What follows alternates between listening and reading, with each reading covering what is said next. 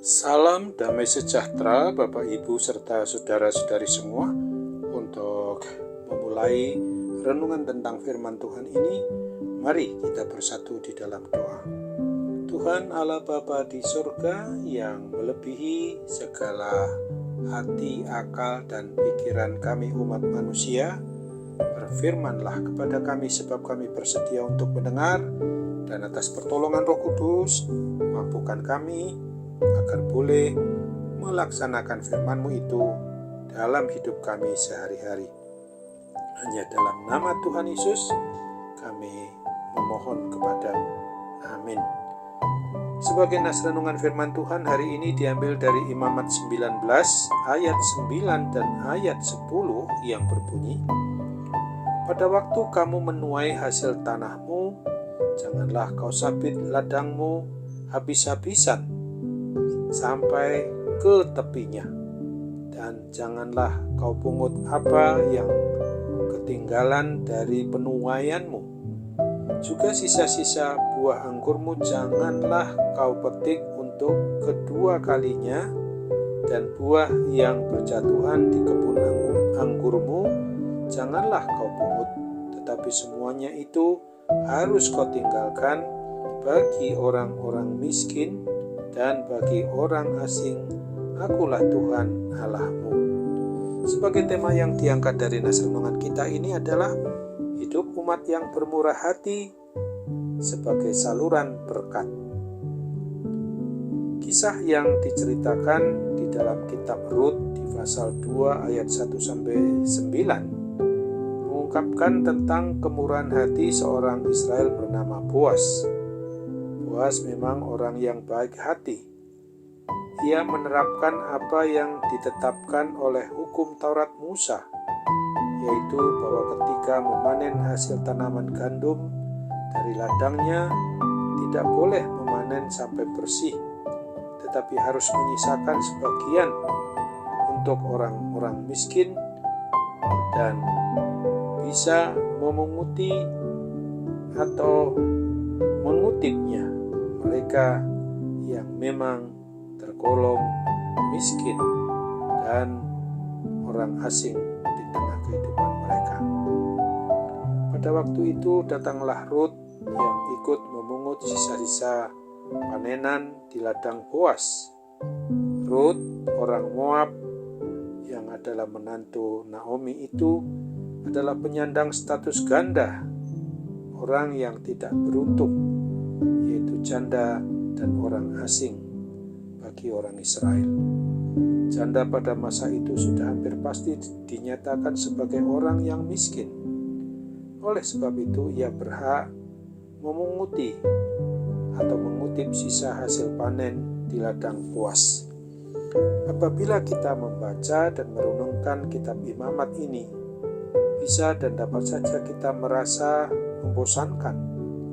Banyak aturan rinci dan dianggap ribet yang tidak relevan lagi dengan situasi zaman sekarang ini. Akan tetapi sesungguhnya Alkitab itu relevan atau sesuai dengan situasi sepanjang masa, tinggal bagaimana kita mau membacanya atau tidak. Jika kita mau memakai kacamata hati kita secara tepat, maka kita pasti akan menemukan makna di balik teks atau ayat-ayat firman Tuhan yang kita anggap membosankan itu. Aturan tentang panen-memanen dalam Imamat 19 ayat 9 dan 10 itu memang tidak lagi diterapkan apa adanya pada masa sekarang ini.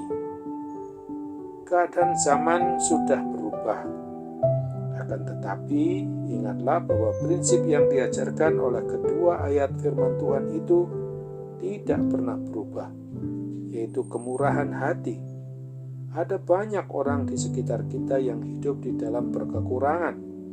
Mereka butuh belas kasihan dari orang yang lebih mampu. Oleh sebab itu, orang yang lebih mampu dipanggil untuk menyisihkan penghasilan atau harta mereka bagi orang yang miskin. Bermurah hati tidak akan membuat seseorang jadi miskin, namun justru sebaliknya, seperti firman Tuhan yang diungkapkan dalam Amsal 11 ayat 24-25 ini. Ada yang menyebar harta tetapi bertambah kaya, ada yang menghemat secara luar biasa namun selalu berkekurangan. Siapa banyak memberi berkat diberi kelimpahan, siapa memberi minum ia sendiri akan diberi minum.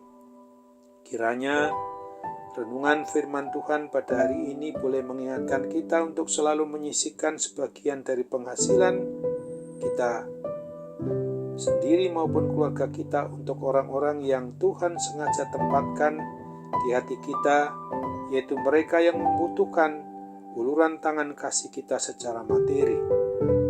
Ingat juga akan firman Tuhan Yesus Kristus yang dituliskan di dalam Injil Matius 5 ayat 7. Berbahagialah orang yang murah hatinya, karena mereka akan beroleh kemurahan. Amin. Mari kita kembali bersatu dalam doa.